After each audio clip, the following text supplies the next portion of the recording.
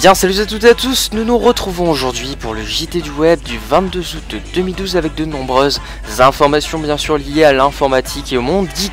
Commençons tout d'abord avec l'info technologie. Un analyste estime que les deux appareils d'Apple, l'iPad mini et l'iTV sont déjà fabriqués par des sous-traitants asiatiques pour des commercialisations en septembre pour le premier et décembre pour le second. L'iPad mini et le téléviseur d'Apple sont en cours de fabrication dans les usines de Foxconn, croit savoir un analyste de la banque d'investissement Jefferies Peter Maisek.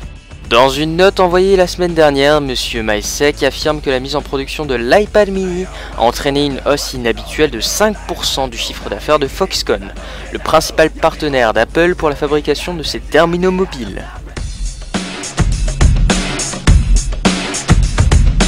Passons maintenant à l'information économique et toujours avec Apple. Apple valorisé à plus de 623 milliards de dollars. La valorisation boursière d'Apple a battu un record hier, à la clôture de la bourse atteignant 623,52 milliards de dollars, c'est-à-dire environ 20% de la valeur du PIB français.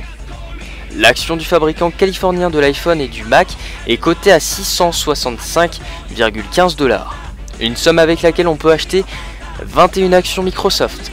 Apple bat donc un record établi en décembre 1999 par Microsoft lorsque celui-ci avait été valorisé 616,34 milliards de dollars.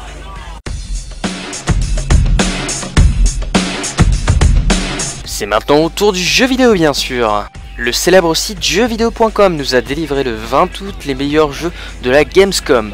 Pour les quelques martiens qui regardent cette vidéo, la Gamescom est un salon international consacré aux jeux vidéo qui s'est tenu en Allemagne.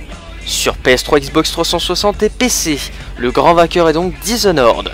Une fois de plus, le jeu d'action à la première personne d'Arkane Studio a attiré la plupart des regards sur console HD. Se déroulant en Angleterre, ce titre nous met dans la peau d'un ancien garde du corps impérial accusé d'un meurtre qu'il n'a pas commis. Totalement libre de ses choix, le joueur peut progresser dans les niveaux à sa façon et atteindre ses objectifs aussi bien par la manière forte que par la ruse.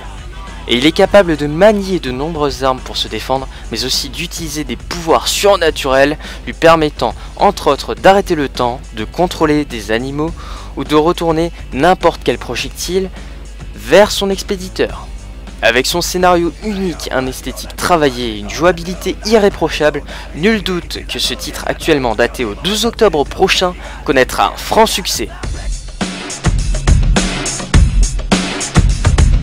Le JT du web est déjà terminé, j'aurai bien sûr le plaisir de vous retrouver dans de prochaines vidéos et rendez-vous la semaine prochaine pour un nouveau JT du web.